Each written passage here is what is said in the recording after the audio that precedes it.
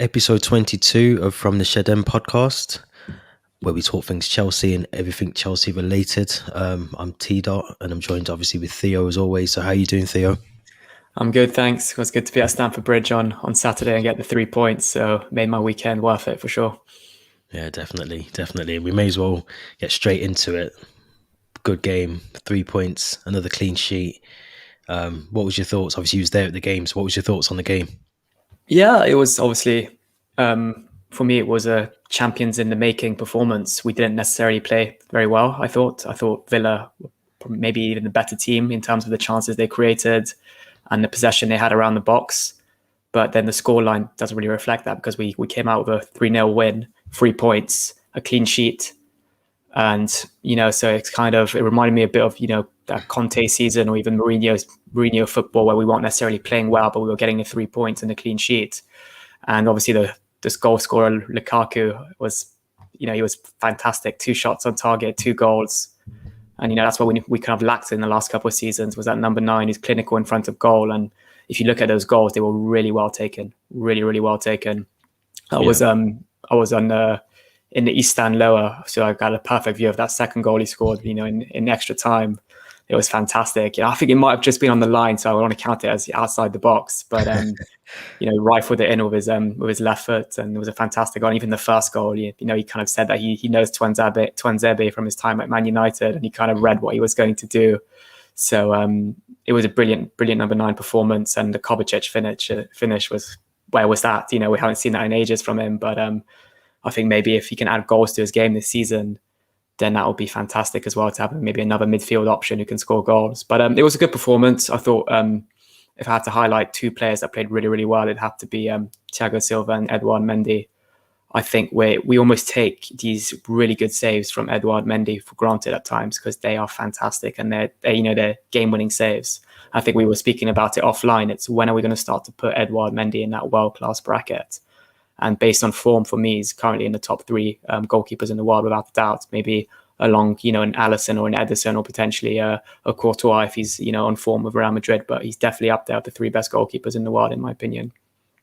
Yeah, and I said it on after the game on Saturday. I think even going back to before the international break against Liverpool, that you think about some of those saves that he made in that game, and even more so against Aston Villa as well, especially when it was 0-0. I thought in the first half I was for some weird reason, very nervous. Maybe because of defensively, I just wasn't happy in terms of how we were playing defensively. I think that had a massive part to play in the fact that we didn't have N'Golo Kante in midfield as well, and which we're going to touch on. Saul Niguez coming in and trying to adapt to the Premier League in such a way. It just seemed very open for Aston Villa. It made it very easy for them to get the ball, into the channels and gave them opportunities. They had half decent chances in the first half to score goals, and as you just mentioned around Mendy being the goalkeeper that he is and being able to pull those saves off. But looking back at the game, even beforehand, 3-0 is quite a flattering scoreline in terms of how we played over the 90 minutes. But I just wanted to get your thoughts because the pass from Kovacic, who for the first goal, he literally takes out the whole defence. I think he takes on 2 players beforehand as well, and was able to get the ball over to Lukaku. But do you think that's the role now that we need to see more of from Kovacic in terms of being able to split the defence apart the way he did and be able to be the assist provider for someone like Lukaku? Yeah, I feel a bit bad now because I mentioned Thiago Silva and Mendy as my kind of men of the match, but I think Kovacic, how can I forget him? He was fantastic, and as you said, that ability he has to kind of split, defense is open. I think we saw it in his first season when he had that amazing pass through ball to Hazard against Liverpool at home at the Bridge, and I think when we weren't playing Mount, maybe we were resting him for tomorrow night.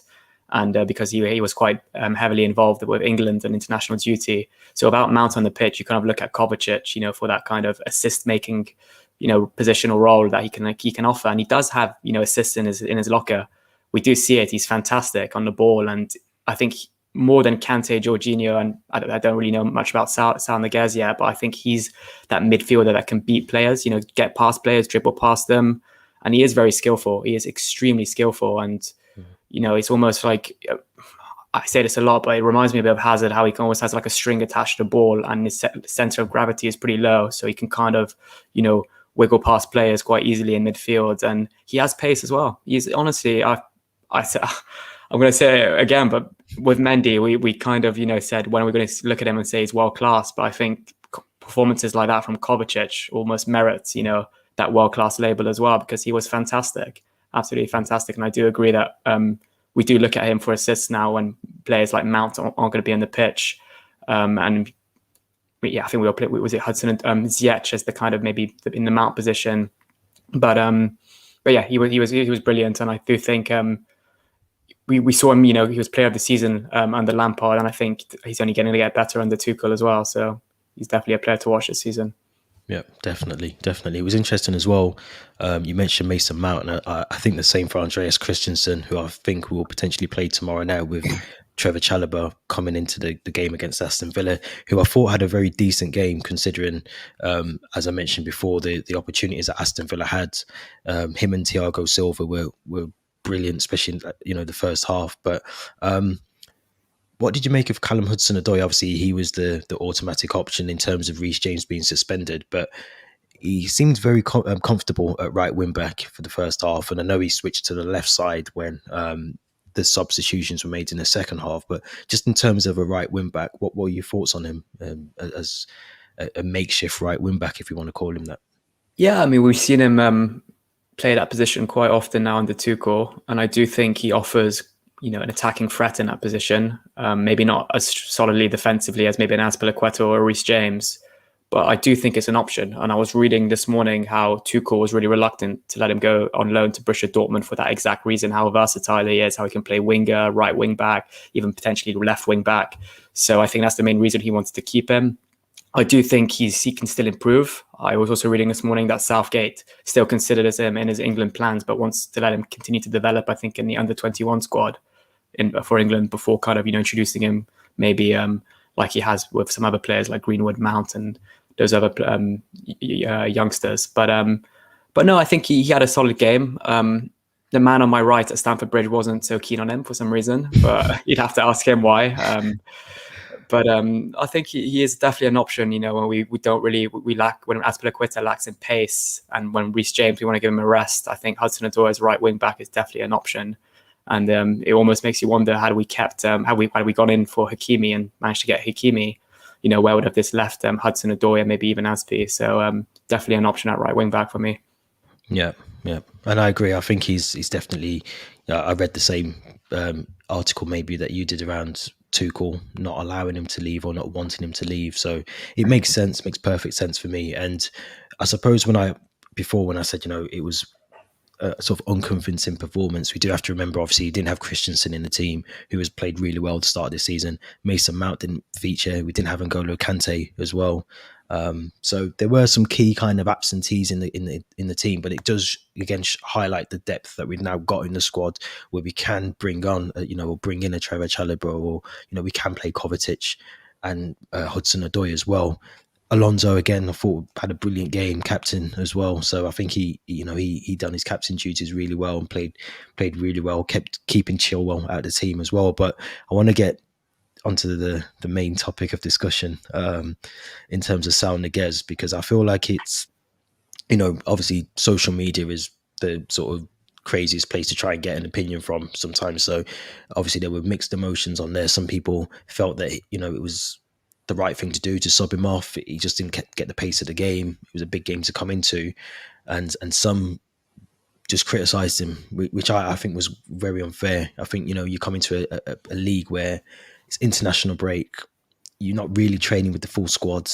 You're learning a new language. I don't think he's obviously not fluent in English as well.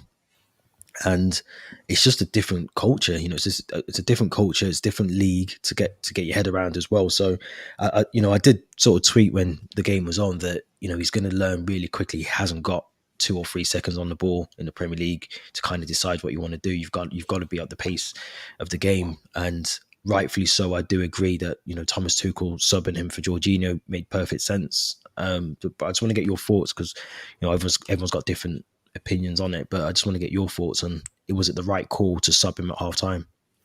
I think just for the sake of the game and kind of securing the 3 points, it was the right call. And maybe Saunagaz's head wasn't really in the game, and I'm sure he had that chat with Tuchel, at halftime, and they made the decision together.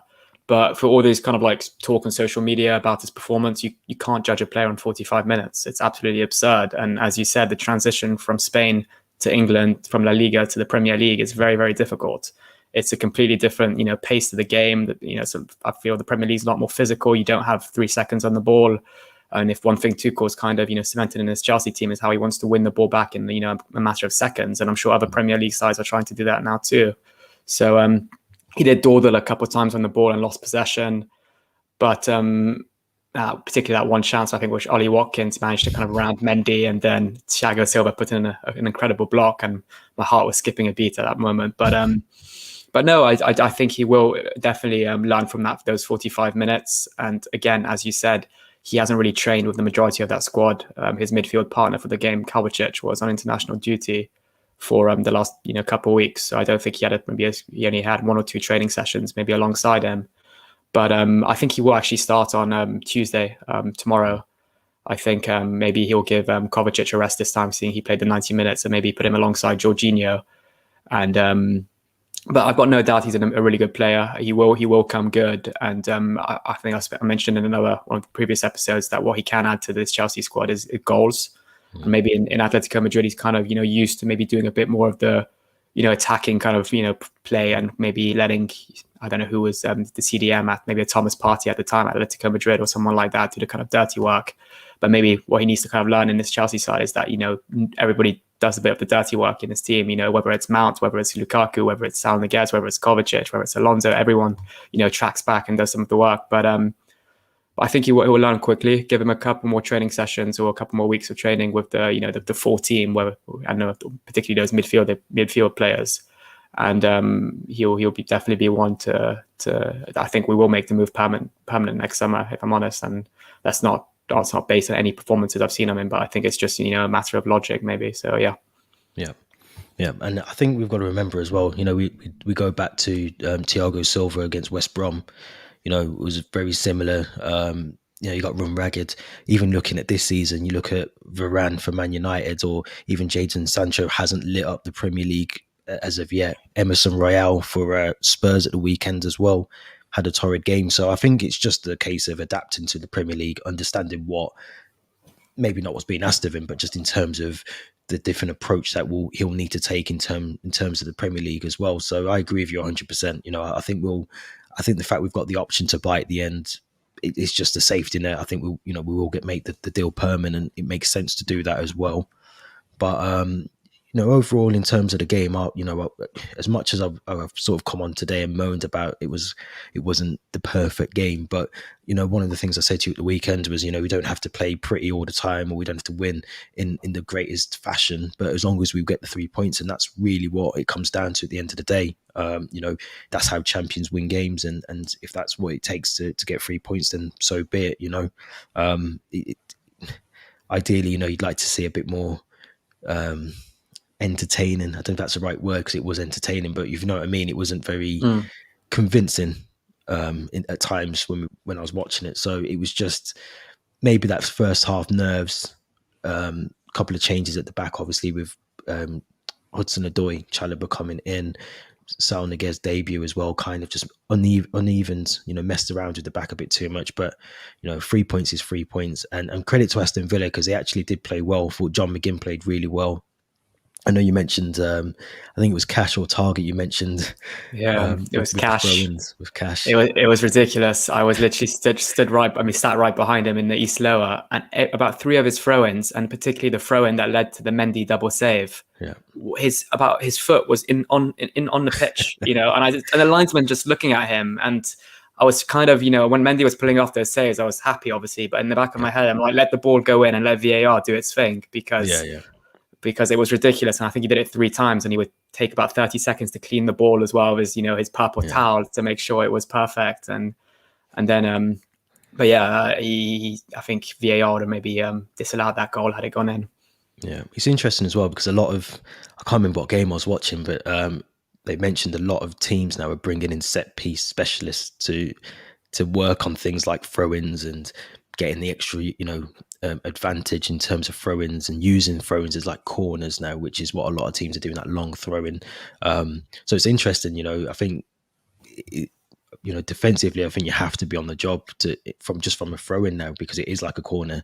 It goes back to, I think, Rory Delap a few years ago for Stoke. He used to be sort of the throw specialist, and he'd get it into the box. So I thought defensively, second half we played a lot better. I thought Mendy was the outstanding, arguably probably man of the match again. Maybe him, like you mentioned, Thiago Silva and Kovacic as well. They were my standouts as well. And obviously Lukaku, we forget now that we've got him, the fact that he scored 2 goals, it's almost, we kind of take it a bit for granted that he's just scored 2 goals and that's it. But he took the first goal really well. And the second goal, the second goal was probably harder actually, because it's under his feet. He has to dig it out from under his feet and get the shot off. I wanted to ask you actually, from a Chelsea perspective, and obviously being at the game, and I think that goal potentially would have been, I think you mentioned, just where you were sitting, but just how awful, or maybe it's the wrong word, but how out of position Tyrone Mings was for quite a lot of the time. And I know for the build up for the third goal, I think it's Azpilicueta who sort of takes it past him and gets it into Lukaku. But just how bad was he from watching him at the game? I mean, we all know he's a good centre back. We saw it in the last couple of seasons. He's a very solid centre back, but I think just the whole game kind of was not for him. And you could see him from the first half. As soon as that first goal went in, he looked really frustrated. I don't think he was frustrated with other players. He was frustrated with himself. And obviously, the second and the third goal were mainly due to him. The back pass that didn't have enough weight on it to the goalkeeper, and then allowing Azpilicueta to almost just ghost past him. I think it was just kind of a frustrating, afternoon for him, and the frustration got to his head and let him kind of, make those mistakes. And it's a shame. I mean, it's a shame from a neutral point of view, because Villa had a good game. And, when you look at maybe the 3 goals, they were avoidable in a way. Maybe if Twanzebe was a bit more solid and didn't go to ground as easily, if Mings didn't make those 2 defensive mistakes, you're kind of looking at Chelsea and thinking, shoot, where are we going to get these goals from? Yeah. But no, it was a frustrating night for Mings, definitely. Yeah. And it's going to be, I know we don't really want to harp on about Villa too much, but they have brought in some key players. They were missing some key players as well. Arguably their best goalkeeper, their best player, one of the best players for them is the goalkeeper, who was, I think, quarantining in Croatia at the time, or wherever it is. So, Steer coming in didn't have the best of games as well.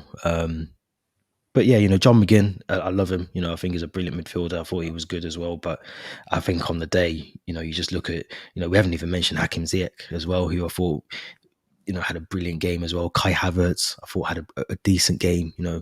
It just shows now that having that number 9 in the position that we've been crying out for last season, it just seems like now is the time where we've got to press on, and we've got to just keep this momentum. And like I just mentioned, we might have to win ugly, but if we win, no one's, in a couple of weeks, not going to care that we didn't play the best football against Aston Villa. We're just going to care that we got 3 points and it was 3-0. Definitely. I think now that we can rely on Lukaku to bury those chances we have in front of goal, maybe it allows also players like you mentioned, Kai Havertz and Ziyech, and maybe on Pulisic when he comes back in, to do a bit more of the creative work rather than try to go for goal and be the main man. But yeah, it shows the depth we have in our squad. And I think maybe the fact we're talking about the performance being quite poor, as we said, was no Mount, no Christensen, no Pulisic, no Kante, and we still managed to win 3-0. So it's I think we can be very pleased with ourselves. Yeah, I agree. So let's move our attention to tomorrow. Big game. Champions League is back, which is as much as I'm glad it's back. Yeah, I'm glad it's back, but I just want us to win it again, so we don't have to, so we can still call ourselves champions of Europe. But talking about the group, obviously Group H, we've got Zenit St Petersberg, Juventus, and Malmo. Which I look at that group, and it is a group that we should be getting out of. But let's talk first about the game tomorrow. What changes to the team potentially would you make, if any, from what you got to see against Aston Villa? I did mention Saunagaz. I think he should be starting. I think you maybe give him the 90 minutes, if anything, this time, or at least a bit further into the second half to make him, adapt to I know this is not really a Premier League game, so I can't really call it English football, but just give him, more minutes around his teammates. I like to see Chilwell play. I think Alonso has played every single game, Premier League game, and he played the Super Cup final as well. So I think this is the perfect game to reintroduce Chilwell into the team. And the other change I think I'm making, I think I bring Kepa as a goalkeeper. I mean, Mendy's been fantastic, but I think these are the type of games, we saw that Kepa is capable of putting in great performances, like we saw in the Super Cup when he was called upon, and also the back end of last season. And then the back line, I think it makes sense to bring Christensen as well back in, maybe for Chalobo, maybe for Silva. We know Silva's now, approaching that big quite, late 30s. So I think we want to rest him as much as possible. We saw how valuable he can be in these kind of tight Premier League games. And then Mount, obviously, I think, he was rested for a reason. We'll probably bring him back into the Champions League opening group stage game. And I'm going to say it from the bench. I'd like to see Loftus-Cheek play a part on Tuesday to be introduced off the bench. I was kind of hoping I'd see him come on when I saw his name and Barkley's name on the bench. I was kind of thinking, it makes sense for Loftus-Cheek to come on at one point, and then we ended up bringing Jorginho, Aspi, and Werner on instead. But I think I'd love to see Loftus-Cheek play a part on Tuesday as well. Yeah, and I think the fact that they were both on the bench, Barkley and Loftus-Cheek, it kind of tells you as much as Thomas Tuchel. I think there was a comment he made. I'm not sure if it was in the press conference or it might have been in the press conference, and he said he didn't want to come into the season with just two midfield players.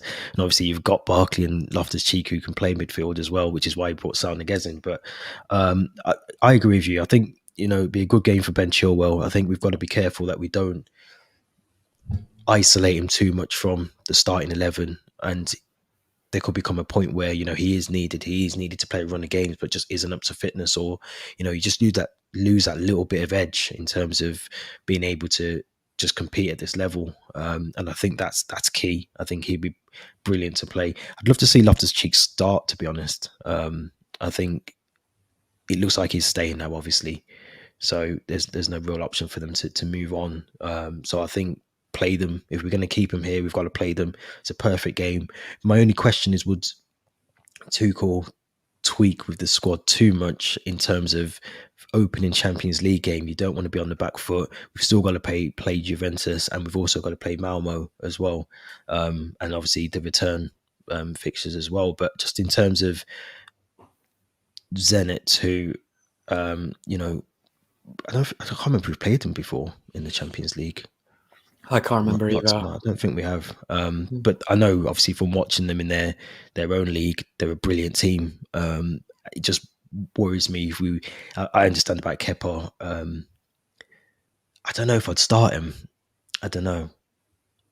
I'd like to say yes, and I'm going to say yes, actually. But I just think, do we need to change the goalkeeper just for the sake of giving Kepa game time? I'm not sure. But yeah, I think whichever team we put out, we should be beating Zenit in terms of the quality that we've got. And that's no disrespect to Zenit at all. But I just think in terms of what we've got, we should be able to go out there and beat them. And we've got a big game coming up on at the weekends as well against Spurs. So I think resting a couple of those players will be key. I think you're right. I think Mason Mount potentially plays 90 minutes. He gets back in the game, getting ready for the big game against Spurs as well. But just in terms of the group itself, because obviously we've just mentioned Juventus and Malmo as well. Realistically, should we be topping the group, or should we be looking at maybe getting seconds behind Juventus? Because I'm sure, obviously people still say without Ronaldo being there, there's still a force in some ways as well. I think it's quite funny because a couple of weeks ago, I think when the group was announced, we recorded an episode, and I was talking about, we should be looking at least topping or coming second to this group, behind Juventus potentially, and I'll take that. But now that Ronaldo's left, and now that I've seen Juventus's domestic form, I'm thinking we should be winning this 100%. Juventus they've drawn to Udinese, I think. I think they might have lost last week to another side, before the break, and they lost this weekend to Napoli. Yeah. But I think we should be beating them just purely based on when you compare the quality of the players of each team. And Allegri is a very good manager, don't get me wrong, but I think the quality of the players on either side, you compare Lukaku to Morata, you compare, the Chiellini and Bonucci, fantastic players, don't get me wrong, but they're aging. They are aging, and I think the pace of Lukaku and will kind of prove to be better for us. So I think if we don't top the group, I'd be very, very disappointed with Chelsea. Yeah, and we've got to remember as well, Lukaku knows Juventus. He's played obviously for Inter Milan. He'll know how to play against them. It's going to be interesting. I agree with you. I think we should definitely top the group. I think there's no real excuses. We should be topping the group. It's going to be. I do think Zenit will give us a game. I don't think they've lost a game in their domestic league all season. I think they've won 5, drawn 2, scored 16 goals, 17 points clear at the top. But I do think they'll give us a game. I really do. I think they'll give us a game. But it's going to be interesting. It's at the Bridge. Good times back at the Bridge. I'm actually coming down for the game as well, which would be interesting. I haven't done a Champions League night for a while, so I'm going to be looking forward to that as well. But just in terms of predictions for tomorrow, what's your thoughts? I did my predictions on the app yesterday, and now that you mentioned that Zenit's domestic form, 17 points at the top, I'm a bit. But no, I think you got to remember we're at Stamford Bridge. I think it'll be a trickier game when we travel to Russia and we play them. But I'm going to stick with what I put on the app yesterday, which was 3-0 to Chelsea.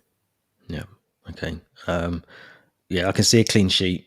Well, it depends. If Kepa's in goal, and this is no criticism to Kepa at all, but we just know how Mendy is in terms of clean sheets. And if Mendy's in goal, I'm going to go 2-0. If Kepa's in goal, I think it'll be 2-1. I think we'll let a goal in. I do. I think he's prone to a mistake, isn't he, Kepa? As much as he's developed as a goalkeeper, he is prone to make. I don't know if he'd have saved those worldies from Mendy at the weekend or against Liverpool. I think he's a brilliant goalkeeper, Kepa, but for 22 million, we've definitely got a good bargain in Mendy. So we'll have to see. It'd be interesting if Lukaku starts as well. I mean, I think he will. But you've got to imagine he's played quite a bit of football over the summertime as well in terms of the Euros. He's played against Arsenal, played against Liverpool. He played at the international break as well, and he's played against Aston Villa. And we've got a big game against Tottenham coming up at the weekend. So it'd be interesting if he rests Lukaku as well, and maybe tries and plays a Werner or Havertz up there at the top. I think we have to kind of really focus on winning this game, and we saw it last year in the Champions League how comfortable it was simply because we won those games early on. We won, I think, 3 or 4 on the bounce, and then we were kind of allowed. I think we drew with Sevilla, and then it was, we won every single game until that draw against Krasnodar where we'd already qualified. And if we can kind of replicate that this season, then that'd be fantastic, and have a kind of a comfortable November, December Champions League run. And I think what I'd like to see tomorrow is Lukaku start. And if my prediction's right and we go 2-0 up quite early on, take all those key players off the pitch, come the 60th minute, 70th minute, which would be Lukaku, which would maybe be Jorginho, Kovacic, one of the two start. And even maybe one of the centre-backs should Silva start, which I said I don't think he should, but should he start? Then maybe bring him off and bring, an Aspi maybe, and switch Reece James to centre-back, or Aspi plays centre-back and Reece James is on the right wing-back. Because we've got Reece James back. He's not suspended for this game, which is brilliant as well. But yeah, I think we should really have Tottenham in the back of our minds when Tuchel should have it in the back of his mind when he selects his starting 11 for tomorrow. Yeah, definitely, and I'm sure we'll do a preview of that game, which I'm looking forward to. But that should be interesting, be a nerve-wracking game. But yeah, focusing on tomorrow, 2-0, 2-1. I'll definitely take that as the first opening game of the Champions League. It's obviously brilliant to be back. Spurs will have. I'm assuming Spurs will be their Conference League game.